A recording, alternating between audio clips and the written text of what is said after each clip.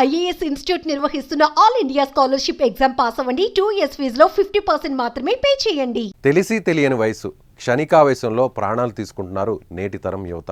క్షణికావేశంలో తీసుకుంటున్న కఠిన నిర్ణయాలు బంగారు భవిష్యత్తులను చిదిమేస్తున్నాయి.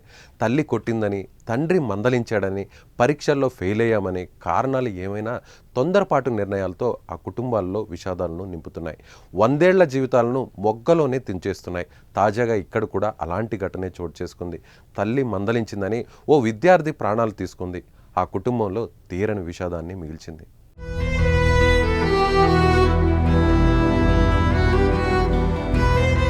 ఖమ్మం జిల్లాలోని మామిళ్లగూడెంలో మన్నూరు నవీన్ బాబు, అనురాధ దంపతులు నివాసం ఉంటున్నారు.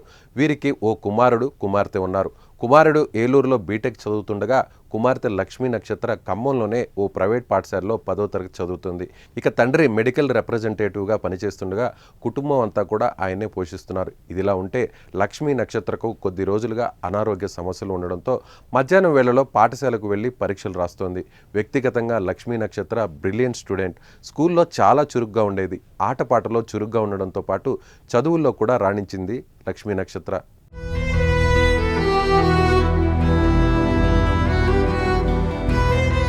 ఇక సోమవారం మధ్యాహ్నం పాఠశాలకు వెళ్లాల్సి ఉండగా ఉదయం పెన్ను కొనుక్కొని వస్తానని చెప్పి ఇంటి నుంచి వెళ్లిన నక్షత్ర తిరిగి ఇంటికి వచ్చేసరికి కొంచెం ఆలస్యమైంది. దీంతో నక్షత్రను తల్లి మందలించింది. అయితే లక్ష్మీ నక్షత్ర అది సున్నితమైన మనస్తత్వం కావడంతో తల్లి మందలించిన మాటలను మనసులో నుంచి చెరిపివేయలేకపోయింది. అవే మాటలను మనసులో పెట్టుకొని లోపల మదనపడింది ఆ విద్యార్థి. అవే మాటలు పదే పదే గుర్తుకు రావడంతో లక్ష్మీ నక్షత్ర ఓ కఠినమైన నిర్ణయం తీసుకుంది. ఇంటి సమీపంలోని రైలు కింద పడి ఆత్మహత్య చేసుకుంది.